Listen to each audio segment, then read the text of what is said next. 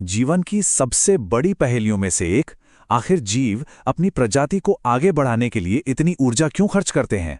आइए आज समझते हैं कि जीव जनन कैसे करते हैं। लेकिन कैसे पे जाने से पहले एक ज्यादा जरूरी सवाल है, आखिर जीव जनन करते ही क्यों हैं? जरा सोचिए, पोषण, श्वसन और उत्सर्जन, ये सारी प्रक्रियाएं किसी भी जीव के अकेले जिंदा रहने के लिए एकदम जरूरी हैं। लेकिन जनन, इसके बिना तो एक जीव अपनी पूरी जिंदगी जी सकता है। तो फिर प्रकृति इस पर इतनी मेहनत, इतनी ऊर्जा क्यों लगाती है? तो चलिए सबसे पहले इसी सवाल का जवाब ढूंढते हैं, जनन क्यों? और इस रहस्य का जवाब वो छिपा है डीएनए में। अब डीएनए को समझ लीजिए जीवन का एक ब्लूप्रिंट, जिसमें किसी भी जीव को बनाने की सारी जानकारी मौजूद होती है।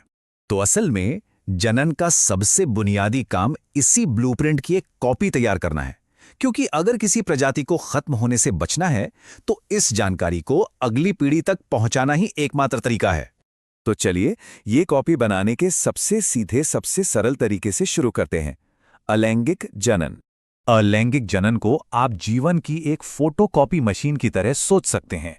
एक ही पेरेंट से बिल्कुल वैसी ही कॉपी यानी संतान बन जाती है।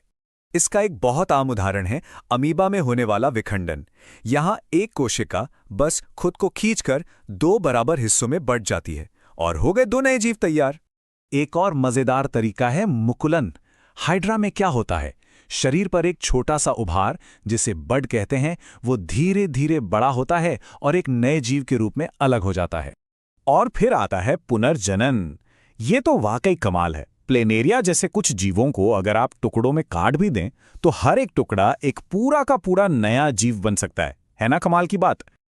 लेकिन यहां एक बहुत जरूरी सवाल उठता है, क्या हमेशा एक जैसी फोटोकॉपी बनाना ही सबसे अच्छी स्ट्रैटेजी है? मान लीजिए अगर अचानक माहौल बदल जाए तब क्या होगा? और यहीं पर काम आती है विविधता, यानी वेरिएशन। सोचिए, अगर सारी संतानें बिल्कुल एक जैसी होंगी तो कोई एक बीमारी या पर्यावरण में आया कोई बदलाव पूरी की पूरी प्रजाति को खत्म कर सकता है। लेकिन जब संतानों में थोड़ा बहुत फर्क होता है तो कुछ के जिंदा रहने की उम्मीद बढ़ जाती है। असल में विविधता ही किसी प्रजाति के भविष्य की गारंटी है। तो सवाल यह है कि यह जरूरी विविधता आती कहां से है? इसका जवाब है जनन का दूसरा और कहीं ज्यादा क्रिएटिव तरीका, लैंगिक जनन।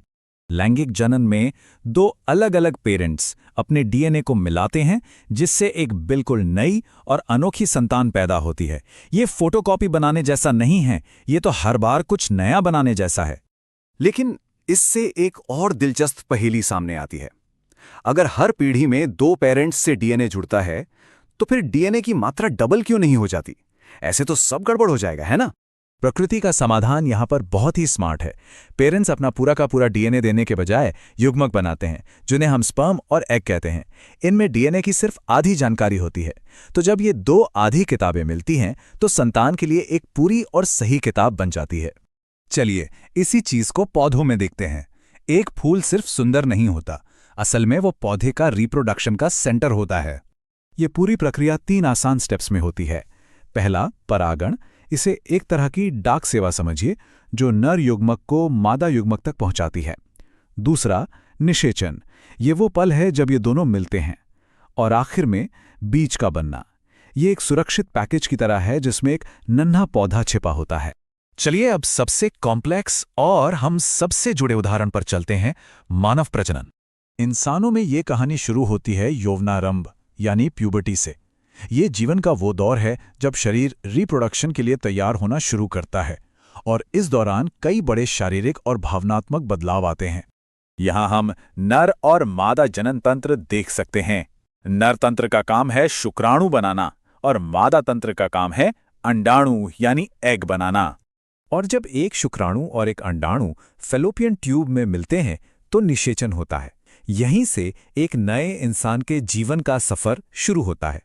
गर्भाशय के अंदर भ्रूण को प्लेसेंटा नाम के कमाल के अंग से पोषण मिलता है। ये माँ और बच्चे के बीच एक लाइफलाइन की तरह काम करता है, जो उसे ऑक्सीजन और सारे जरूरी पोषक तत्व पहुंचाता है। और ये जो पूरा सफर है, एक अकेली कोशिका से एक पूरे शिशु के बनने तक का, इसमें लगभग 9 महीने का समय लगता है। लेकिन ये प्रक्रिया सिर्फ बायोलॉजी तक ही सीमित नहीं है। ये हमारे स्वास्थ्य, हमारे फैसलों और हमारे समाज से भी बहुत गहराई से जुड़ी है। तो चलिए अब जनन स्वास्थ्य पर एक नज़र डालते हैं। परिवार नियोजन और स्वास्थ्य के लिए गर्भधारण को रोकने के कई तरीके मौजूद हैं। कुछ होते हैं बैरियर मेथड्स, जैसे कंडोम, जो शुक्राणु को अंडाणु तक पहुंचने ही नहीं देते। फिर हैं हार्मोनल तरीके, जैसे गर्भ निरोधक गोलियां, जो अंडाणु को बनने से रोकती हैं। और आईयूडी जैसे उपकरण भी हैं। ये सभी तरीके लोगों को अपने जनन स्वास्थ्य पर नियंत्रण रखने में मदद करते हैं।